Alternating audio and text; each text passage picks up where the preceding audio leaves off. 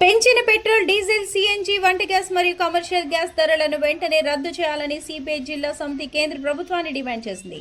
ఈ మేరకు ఆదివారం సాయంత్రం 4 గంటలకు ఆర్టీసీ కాంప్లెక్స్ ఫ్లైఓవర్ బ్రిడ్జ్ కింద గురిజాడ అప్పారావు విగ్రహం వద్ద సిపిఐ జిల్లా సమితి ఆధ్వర్యంలో నిరసన కార్యక్రమం నిర్వహించారు.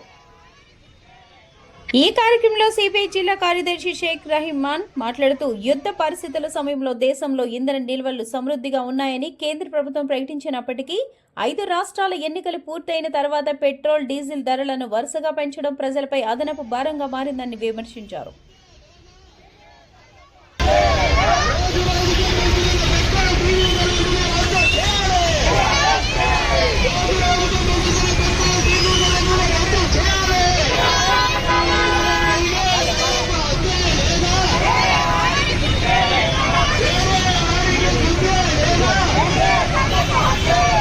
ఇంధన ధరలు పెంపుతో రవాణా రంగంపై తీవ్ర ఆర్థిక భారం పడటంతో పాటు నిత్యావసర వస్తువులు ధరలు పెరిగే ప్రమాదం ఉందన్నారు. ఇప్పటికే సామాన్య మధ్యతరగతి ప్రజలు పెరుగుతున్న ధరలతో ఇబ్బందులు ఎదుర్కొంటున్నారని, ఈ సమయంలో కేంద్ర ప్రభుత్వం తీసుకుంటున్న నిర్ణయాలు ప్రజల జీవనంపై తీవ్ర ప్రభావం చూపుతున్నాయని విమర్శించారు.